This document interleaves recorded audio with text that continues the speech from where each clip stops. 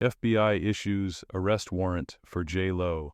Ben Affleck reveals horrifying secrets in the tunnel. The courtroom buzzed with whispers. Ben Affleck stood alone, not as an actor, not as a director, not as a Hollywood heartthrob. He stood as a man cornered by power betrayal and secrets so dark they twisted the air around him. It was January 2025, the start of the year that would change everything. Ben had filed for divorce from Jennifer Lopez just days before. Their relationship, once the stuff of red carpet dreams, had become a haunting nightmare. Behind closed doors, glamour had withered into silence, distance, and fear. Jennifer was no longer the woman he once adored. She had become someone else, colder, sharper, dangerous. In court, she barely looked at him. Dressed in pristine white, surrounded by an army of attorneys, she seemed more untouchable than ever. Whispers swirled around them, rumors of manipulation, secret accounts, hidden files. But it wasn't until the fight over their shared estate began that Ben realized how deep the rot went. She wasn't trying to win. She was trying to destroy him.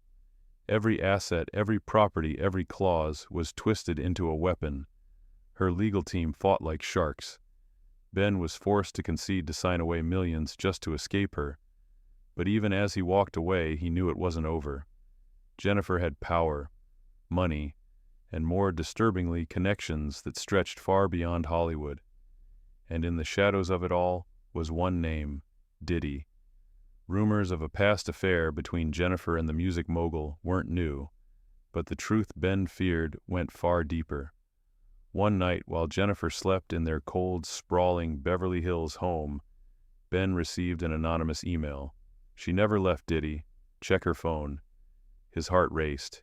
He didn't want to believe it, but something in him knew he had to look. What he found shook him. A single message. 2:00 a.m. Usual spot. Don't let Affleck know. Ben's blood ran cold. He called the number. A voice answered, smooth, confident, and unmistakably Diddy. What are you digging into, Ben? Watch yourself, or you'll bring trouble to your own head. Then a click. Silence. The warning was clear, and soon the threats became real. Ben began noticing things. Jennifer whispered on the phone at strange hours, slipping out late at night. Her footsteps paused over the living room floor as if she were checking something. One night she returned home, drenched in perfume different from the one she usually wore. Another evening she stumbled in half drunk and murmured, "He keeps everything in the notebook." Ben didn't sleep that night. He waited until morning. Then when she left for a meeting, he searched the house. In the living room, beneath a rug, he felt a subtle creak in the floorboards. He pried them open and found a hidden tunnel. It reeked of damp and mildew. The air inside was heavy like a tomb. With a flashlight, Ben descended into the dark. What he discovered was beyond anything he imagined. A concrete chamber, industrial lights, tripods, locked storage cases, and in the center a heavy metal safe. He forced it open. Inside, a leather-bound notebook, a hard drive, and a burner phone. His hands shook as he flipped through the pages. Names, dates, payments, lists of guests at something called freak-off parties, descriptions of young girls, of gifts to government officials, of money routed through fake charities. It wasn't just Diddy's handwriting. There were notes in Jennifer's own hand. Keep the package moving through the fund. Make sure everyone stays quiet. Ben stumbled backward. His mind swirled with disbelief and horror. The woman he once loved was part of this. He clicked open the hard drive. A video loaded grainy, flickering footage from what looked like a dark club room. Diddy stood on the left. A woman stood beside him, Jennifer, expression cold, eyes dead. Then a teenage girl appeared in the frame, frightened, disoriented. The footage was cut out before more could be seen. Ben slammed the laptop shut. He couldn't watch anymore. Back upstairs, Ben found an envelope inside Jennifer's locked drawer. Inside was a marriage certificate between Jennifer Lopez and Sean Combs, dated 1999. It wasn't love, it was a strategy, a legal maneuver. With this marriage, Jennifer was protected spousal privilege. She could never be forced to testify against Diddy. And now, as Ben stood before a judge, holding copies of every piece of evidence, he knew this wasn't just about betrayal, it was about justice. The judge looked down over rimmed glasses. "Mr. Affleck," he said, "do you understand the weight of what you're presenting?" Ben nodded. "I do, Your Honor, and I have more." The courtroom was silent. This wasn't a divorce hearing anymore. It was the beginning of a war. As Ben Affleck stepped off the witness stand, the courtroom buzzed like a beehive stirred by fire. Reporters scrambled outside. Court sketch artists sketched faster. Even the judge sat still for a long moment, his expression unreadable. The evidence, raw, tangible, and damning, was undeniable. But it was only the beginning. A special directive was issued that same afternoon. Federal agents were ordered to search Ben's former home, the one he had shared with Jennifer immediately. Inside that house, agents found what Ben had described in chilling detail: a hidden tunnel beneath the floorboards, a locked room with camera rigs and sound equipment, and most importantly, the vault that once held the hard drive and notebook. The physical structure matched his description exactly. That sealed it. Jennifer Lopez was no longer a figure of interest. She was now a primary target in a federal investigation tied to human trafficking, money laundering, and conspiracy to obstruct justice. Ben watched the news coverage from a hotel room, a cold bottle of water sweating in his hand. He hadn't slept in 36 hours. His phone buzzed constantly with calls from journalists, former co-stars, and people he hadn't heard from in years. Everyone wanted the same thing, the truth, but truth had come at a price. 2 days earlier, Ben's parents' home in Boston had been ransacked. Furniture overturned, photographs ripped from walls, shattered glass across the floors.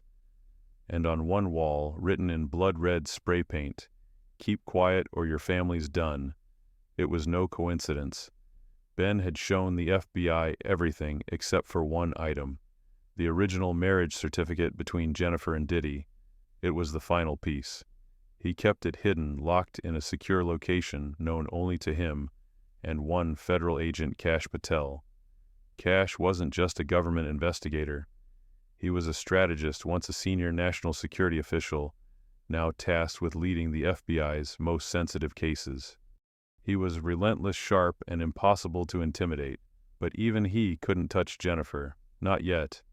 "Someone's protecting her," Kash told Ben in a secured room beneath the federal courthouse. "From way up, international money, blackmail networks." She had clearance out of the country hours before the subpoena was issued. Ben stared at him. "So she's gone," Kash nodded grimly. "She's not in the U.S. anymore. Her jet disappeared over the Atlantic. The last ping was near a private island in the Mediterranean, the kind of place with no extradition treaty. And worse, she's not traveling alone." Ben didn't have to ask. He knew. Diddy. The case against Diddy was gaining speed, with Cassie Ventura testifying, her voice trembling as she recounted years of psychological manipulation and sexual exploitation. Prosecutors had a mountain of evidence, but Jennifer's involvement changed the stakes. Cassie claimed she had seen Jennifer at least a dozen times at what she called freak-off parties, wild drug-fueled events, where celebrities and victims mingled under surveillance, all for leverage and control. She knew what was happening, Cassie said under oath. She didn't stop. She smiled. She managed it. The courtroom froze. Diddy's legal team erupted in protest, accusing Cassie of fabricating stories to save herself. But Cassie remained calm. She was always there before the worst nights, she whispered. She handled the lists. She picked the girls. Ben, sitting nearby, clenched his fists. His mind spun through memories: Jennifer's late-night calls, cryptic texts, the coldness in her eyes whenever he asked about her past.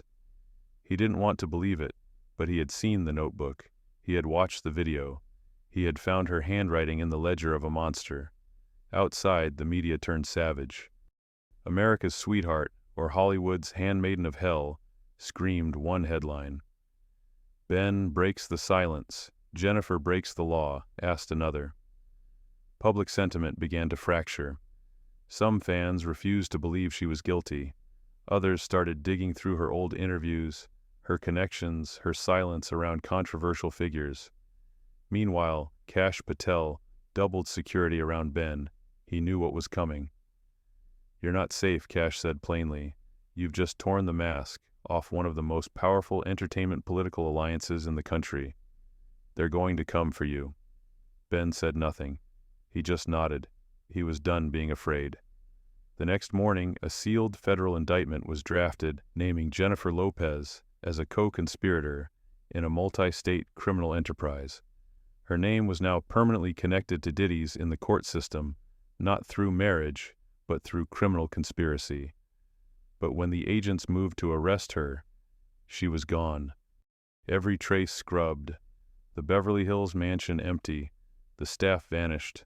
Her accounts liquidated, and her name erased from flight manifests. She had disappeared like smoke, and the deeper Kash Patel dug, the more tangled the web became. Offshore companies, dummy corporations, former intelligence contractors, all with indirect ties to Diddy's shell entities and Jennifer's signature on key filings. It was no longer just a criminal case. It was a war that had already taken lives, ruined careers, and now threatened to upend one of Hollywood's most glamorous facades. And Ben Affleck, bruised but unbroken, was now its unlikely frontline soldier. 3 weeks had passed since Jennifer Lopez vanished. Kash Patel, now operating out of a secure FBI command center, stared at a digital map dotted with red pins, private islands, embassies, unlisted airstrips. None of them led to Jennifer.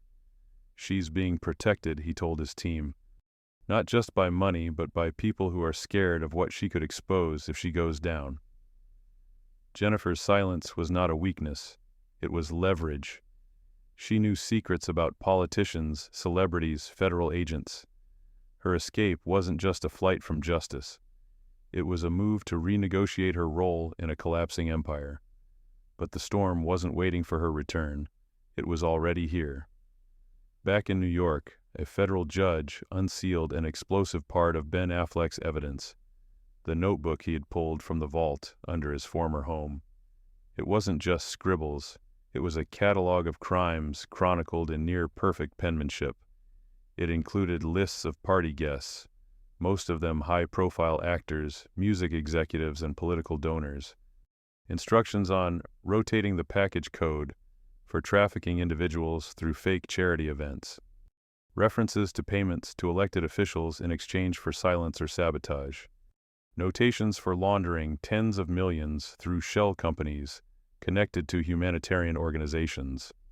And among it all, underlined in black ink, J. Confirmed delivery. Handled logistics personally.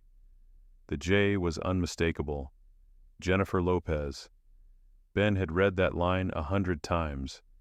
He remembered the night he found it, his hands shaking his throat, dry his mind, unable to accept what he was seeing. This was no longer just about Diddy. Jennifer was a key operator in the operation. She wasn't standing next to a monster. She had become one. The FBI verified the notebook's authenticity through forensic handwriting experts. They confirmed multiple entries written by Jennifer. Some pages matched her known journals. Even her signature appeared twice. The public reaction was swift and vicious. Talk shows lit up. Commentators who once praised Jennifer now turned their language sharp. Internet forums exploded with debate. Was she a victim, a pawn, or had she always been in control? She didn't just know, Kash told reporters at a rare press briefing. She participated. She was executed. She was protected. And now she is gone. Ben tried to keep his head down, but peace wouldn't come. Paparazzi swarmed his apartment. Drones flew above his hotel. His every move became another tabloid headline. But he didn't care about fame anymore. He only cared about justice. Late one night, Ben met with Kash in an unmarked FBI van. I still don't know how I lived with her for that long. Ben said, his voice hollow. She had a second life, and I slept next to it. Cash nodded. They all do. People like her, like Diddy, they build illusions. They sell fantasy. They use love like a currency. You were never the target, Ben. You were the cover. Ben looked down at his hands. I just wanted a life, he whispered. Cash handed him a file. Inside, photos from a private airport in Montenegro. A woman stepping off a Gulfstream jet. Long coat, dark glasses, surrounded by men in tactical gear. Jennifer. This was 2 days ago, Cash said. Our contact in Interpol passed it off record. She's setting up safe houses in Eastern Europe. That's cartel territory. Ben, blink. She's aligning with cartels now. She's aligning with survival. Meanwhile, Diddy's trial took a savage turn. His defense team argued that Ben was a jilted ex-husband, trying to destroy Jennifer's reputation. They questioned his motives, his sobriety, even his mental health. But the evidence was too strong. The video footage recovered from the hard drive showed more than dim lights and dancing. It showed faces and victims and Jennifer. There was no editing it away. Then came the second bombshell. A whistleblower, former security contractor at Diddy's parties, stepped forward. Under oath, he described watching Jennifer hand over envelopes of cash to city officials and event regulators. She knew the system, he said. She knew how to pay to keep it quiet. Back at FBI headquarters, Cash Patel gathered his agents. This isn't a celebrity trial anymore, he told them. This is a national security case. If Diddy falls, the people he protected will come after us. His voice dropped. And if Jennifer resurfaces, we won't arrest her. Everyone looked up. We extract her. The room went silent. Cash closed the file in front of him. She has names, codes, access to accounts we've been trying to unlock for a decade. If she turns on the syndicate, we break this entire machine. If she doesn't, he didn't finish the sentence. He didn't have to. That night, Ben sat on the balcony of a safe house overlooking the East River. His phone buzzed. Unknown number. A message. You think you've won. She's still 5 steps ahead of you. You don't know the game, Affleck. You never did. Ben stared at the screen. Then he typed 2 words. Keep watching. He set the phone down, poured a glass of water, and stared into the night. This wasn't about survival anymore. It was about finishing it. The world was still reeling from the courtroom revelations when another headline hit. Federal arrest warrant issued for Jennifer Lopez. Sources confirm fugitive status. It was no longer just a scandal. It was a manhunt. The warrant was signed late at night by a federal judge in New York. The charges: obstruction of justice conspiracy to commit trafficking and accessory to multiple counts of financial crime. The FBI made it official. Jennifer Lopez was now a fugitive from justice.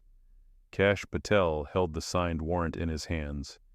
His jaw was tight eyes, scanning satellite pings from Jennifer's last known location. Her team was good. She'd switched phones, identities, even hair color. But she wasn't invisible. She was moving between compounds owned by shell companies. Some owned by Diddy, others tied to offshore banks, most in countries where extradition was nearly impossible. She knew exactly what to do, Cash muttered. This was planned. She was ready. Ben Affleck watched the press conference from a government-safe residence in Connecticut. For the first time in weeks, his expression showed a trace of relief. She's no longer hiding behind a smile, he said. Now the world sees her for what she is. But even as the legal grip tightened, danger circled closer. The black SUV returned.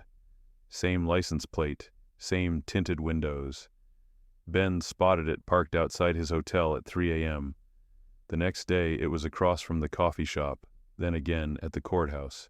He didn't have proof, but he didn't need it. They were watching. Still.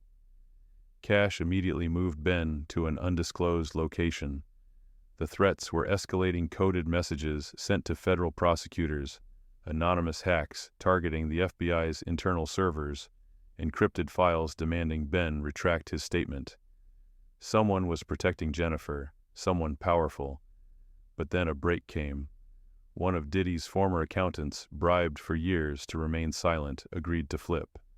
He handed over a flash drive. On it, financial logs. Payments to Jennifer Lopez over the last 2 decades.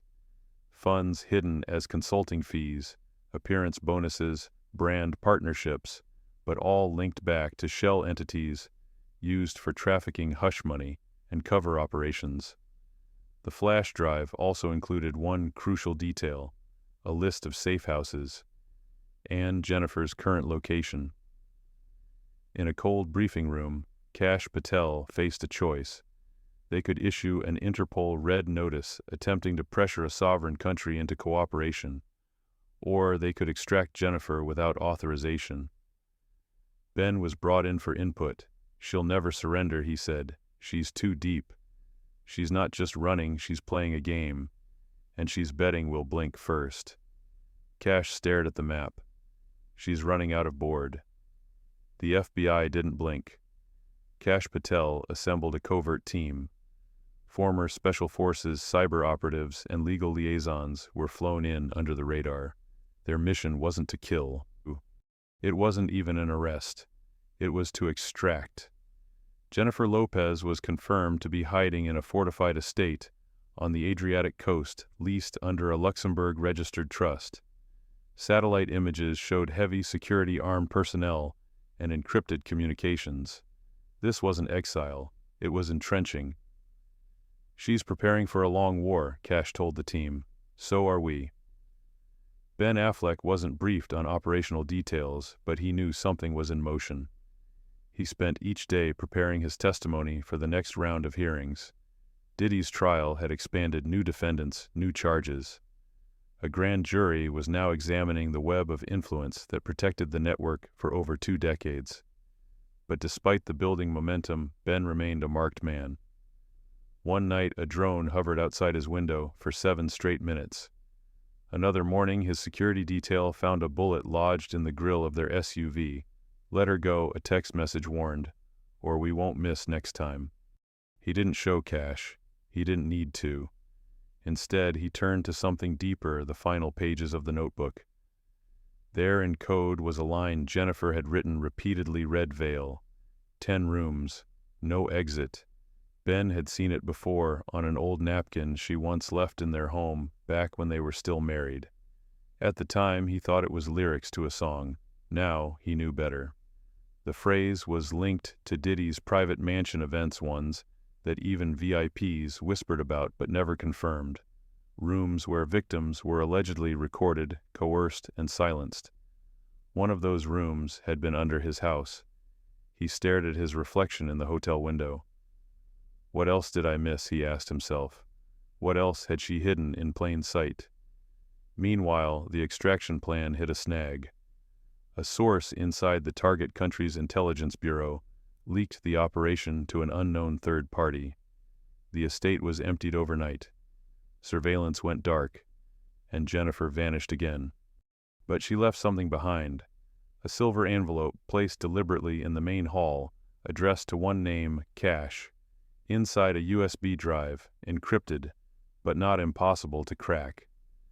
When the FBI decrypted it, they found a video, a grainy, time-stamped recording from 2002, a younger Jennifer laughing beside Diddy and a man identified as a U.S. senator.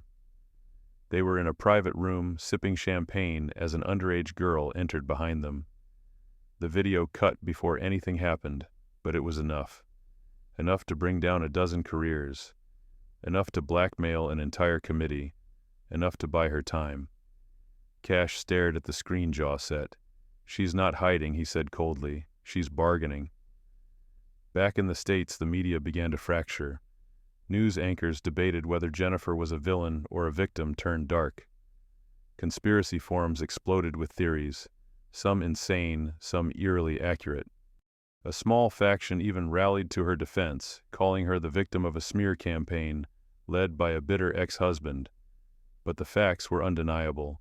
Bank transfers, eyewitness accounts, her handwriting in the ledger, the footage. Ben didn't respond to any of it. He stayed quiet, focused, until one night a package arrived. No return address, no fingerprints. Inside a black envelope, and a single sentence: "You were always her pawn." Attached was a photo: Jennifer, Diddy, and Ben in the background laughing at a party from 2003. It was the night they first met. Only now Ben noticed something. Jennifer wasn't looking at him. She was looking past him, at Diddy, like she had already chosen. The photo haunted Ben for days. Not because of what it showed, but because of what it didn't. The look in Jennifer's eyes back then wasn't admiration for Diddy. It was a calculation. She had already seen the board, the players, the game. Ben had just been a piece. That realization burned deeper than betrayal. It was the final wound. Kash Patel moved forward. With global pressure mounting and the U.S. Department of Justice facing questions from Congress, the FBI turned to diplomatic channels. A sealed file was delivered to 2 international courts and 3 European intelligence agencies. Inside, hard evidence implicating Jennifer Lopez in international trafficking, fraud, obstruction, and racketeering on a scale previously reserved for heads of state. Interpol issued a red notice. This was no longer a criminal case. It was now a matter of global justice. Meanwhile, Diddy's trial reached its crescendo. Cassie Ventura returned to the stand for a final testimony. What she described left the courtroom frozen. She talked about the 10 rooms, a hidden compound beneath a music label's recording studio. Victims brought in blindfolded. Celebrities brought in unaware or worse, complicit. Cameras hidden in the walls. Contracts forged later to cover appearances. She said Jennifer was the handler, that her job wasn't to abuse, but to manage, to clean, to spin, to coordinate. She never flinched, Cassie whispered. She always smiled. The jury wept. One member reportedly fainted, but the case had already turned. A second whistleblower came forward, one of Jennifer's former assistants. She provided emails, handwritten memos, and financial transfers signed by Jennifer herself. Ben sat in the gallery, stone-faced. He remembered that assistant, young, quiet, always nervous around Jennifer. Now he knew why. While Diddy awaited sentencing, the world watched for Jennifer's next move. And then in late April 2025, she surfaced. In Qatar, photographed in a 5-star hotel lobby under heavy security. The images went viral within minutes. International law enforcement confirmed her location. Kash Patel saw the news and made one call: greenlight the mission. An elite international task force was mobilized not to assassinate, but to secure. Jennifer was apprehended 3 days later without incident. Her security team stood down, having been bought out by a deep cover asset planted by Interpol weeks earlier. She was flown to a neutral country where the United States could negotiate extraction. It took 48 hours and 2 sealed court decisions. Then she was on a jet. Destination Manhattan Federal Court, the same courtroom where Ben had spoken the truth. She arrived at midnight. No cameras, no press. But Ben was waiting. He didn't speak to her, didn't even look at her directly. He just watched silently as she was led down the same corridor he had walked. Handcuffed, expression unreadable. She passed him with eyes that had once held charm, mystery power. Now they held one thing: fear. The trial began in early May. It moved faster than expected. Prosecutors had everything: documents, testimony, bank logs, digital correspondence, the notebook, the hard drive, the hidden tunnels blueprint, and the video. The evidence was overwhelming. But Jennifer's legal team argued her defense sharply. She was coerced, they said, manipulated by Diddy, controlled through fear and emotional blackmail. They tried to paint her as a survivor. Ben took the stand one final time. He didn't raise his voice. He didn't cry. He just told the story as it was: the changes in her behavior, the secret phone calls, the hidden files, the marriage certificate with Diddy, the nights she vanished the tunnel, the bruises on the victims, the envelope addressed to Cash. She was not a puppet, he said calmly. She was the architect. Jennifer never looked up, not once. The jury deliberated for 5 days. When they returned, the courtroom was silent. The verdict guilty on all counts. The sentencing was swift. Jennifer Lopez was sentenced to 30 years in federal prison without the possibility of parole pending appeal. She showed no emotion, no tears, just silence. Ben watched her walk out of the courtroom in shackles, not with victory, but with closure. In the weeks that followed, fallout erupted across every level of society. Multiple celebrities were indicted based on the notebook. A U.S. senator resigned. 2 high-ranking executives from a major streaming service were charged. Charities were shut down. Foundations exposed. Contracts ripped apart. Diddy received a sentence of life imprisonment after more victims came forward and further evidence of targeted assassinations was discovered. The entertainment world collapsed into reform. Awards were returned, labels disbanded, agents fired. It was, in Kash Patel's words, a cultural detonation, and it wasn't over yet. Ben Affleck quietly stepped away from the spotlight. He declined interviews, turned down book deals, donated the proceeds from his estate sale to organizations supporting trafficking survivors. He moved to a lakeside home upstate.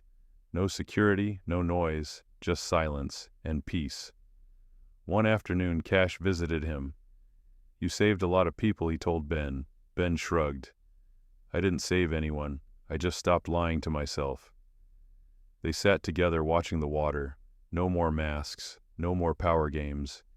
Just 2 men who had seen too much and chose not to look away. The final note came weeks later. A letter arrived in Ben's mailbox.